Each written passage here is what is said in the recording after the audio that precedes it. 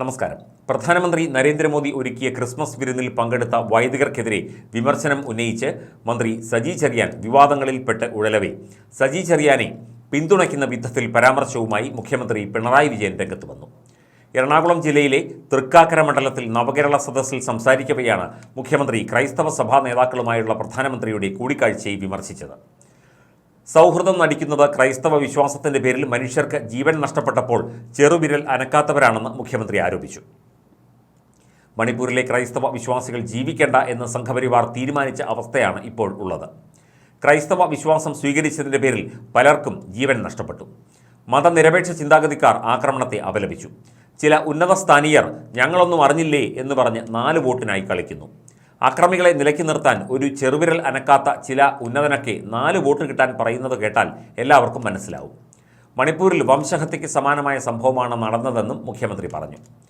വികസന പദ്ധതികളിൽ കേന്ദ്രവും സംസ്ഥാനവും തോളോട് തോൾ ചേർന്ന് പ്രവർത്തിക്കുകയാണ് വേണ്ടതെന്ന് മുഖ്യമന്ത്രി പിറവം മണ്ഡലത്തിലെ നവകേരള സദസ്സിൽ പങ്കെടുത്തുകൊണ്ട് പറഞ്ഞു. ഇവിടെ അതിന് വിരുദ്ധമായിട്ടാണ് കേന്ദ്ര സർക്കാർ പ്രവർത്തിക്കുന്നത്.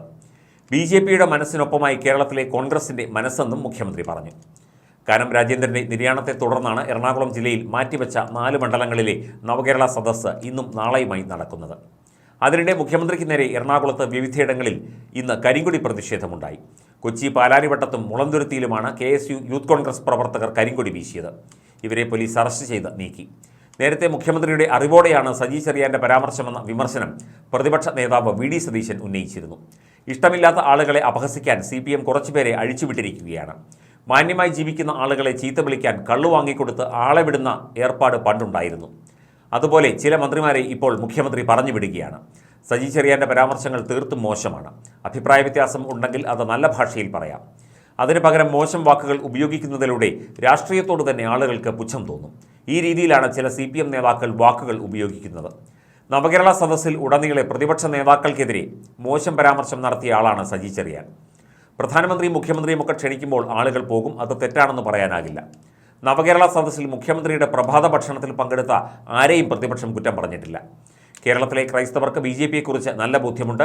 രാജ്യത്തെ ക്രൈസ്തവർക്കെതിരെ ആക്രമണം നടക്കുന്ന കാലമാണ്. 254 പള്ളികളാണ് മണിപ്പൂരിൽ ചുട്ടുകരിച്ചത്. മതപരിവർത്തന നിയമം കൊണ്ടുവന്ന് പുരോഹിതരെയും പ്രാർത്ഥനാ കൂട്ടായ്മകളെയും തടസ്സപ്പെടുത്തുകയും ജയിലിലാക്കുകയും ചെയ്തവരാണ് സംഘപരിവാർ പ്രസ്ഥാനങ്ങൾ. ആട്ടിൻതോലിട്ട ചെന്നായ്ക്കളായ സംഘപരിവാറിനെ കേരളത്തിലെ ജനം തിരിച്ചറിയുമെന്നും VD സതീശൻ പറഞ്ഞു. ക്രിസ്മസ് ദിനത്തിൽ ക്രൈസ്തവ സഭാ നേതാക്കൾക്കും പ്രമുഖർക്കുമായി മുഖ്യമന്ത്രിയുടെ ഔദ്യോഗിക വസതിയിൽ നൽകിയ വിരുന്നിൽ പങ്കെടുത്ത ബിഷപ്പുമാർക്കെതിരെയാണ് വിമർശനവുമായി മന്ത്രി സജി ചെറിയാൻ എത്തിയത്. BJP വിരുന്നിനെ വിളിച്ചപ്പോൾ ചില ബിഷപ്പുമാർക്ക് രോമാഞ്ചമുണ്ടായെന്നും അവർ നൽകിയ മുന്തിരി വാറ്റിയതും കേക്ക് പീസും കഴിച്ചപ്പോൾ മണിപ്പൂർ വിഷയം അവർ മറന്നുവെന്നുമായിരുന്നു അദ്ദേഹത്തിൻ്റെ ആരോപണം. BJPയുടെ വിരുന്നിന് പോയ ബിഷപ്പുമാർ മണിപ്പൂരിനെക്കുറിച്ച് മിണ്ടിയില്ല. അതവർക്കൊരു വിഷയമല്ലെന്നും സജി ചെറിയാൻ പറഞ്ഞു. അതേസമയം സജി ചെറിയാനെതിരെ ക്രിസ്ത്യൻ സംഘടനയായ KCBCയും രംഗത്ത് വന്നിരുന്നു. സജി ചെറിയാൻ്റെ പ്രസ്താവനയിൽ ക്രൈസ്തവ സമൂഹത്തിന് നീരസമുണ്ടെന്ന് KCBC വക്താവ് പറഞ്ഞു. സജി ചെറിയാൻ്റെ പ്രസ്താവനയിലെ രോമാഞ്ചം എന്ന പദത്തെ അതിരുവിട്ട കളിയാക്കലായിട്ടാണ് സഭാ നേതൃത്വം കാണുന്നത്. സുപ്രധാന സ്ഥാനങ്ങളിൽ ഉള്ളവർ വാക്കുകളിൽ മിതത്വം പുലർത്തണം. ഭരണഘടനയെ മാനിക്കാത്തതിൻ്റെ പേരിൽ മന്ത്രിസ്ഥാനം പോയ ആളാണ് സജി ചെറിയാൻ. സമൂഹത്തിൽ ഉന്നത സ്ഥാനത്തുള്ളവരെ അധിക്ഷേപിക്കാൻ ഇവരുടെ കയ്യിൽ ഒരു നിഘണ്ടുണ്ട്. ആ സ്കൂളിൽ നിന്ന് വരുന്നയാളാണ് സജി ചെറിയാൻ എന്നും KCBC കുറ്റപ്പെടുത്തിയിരുന്നു.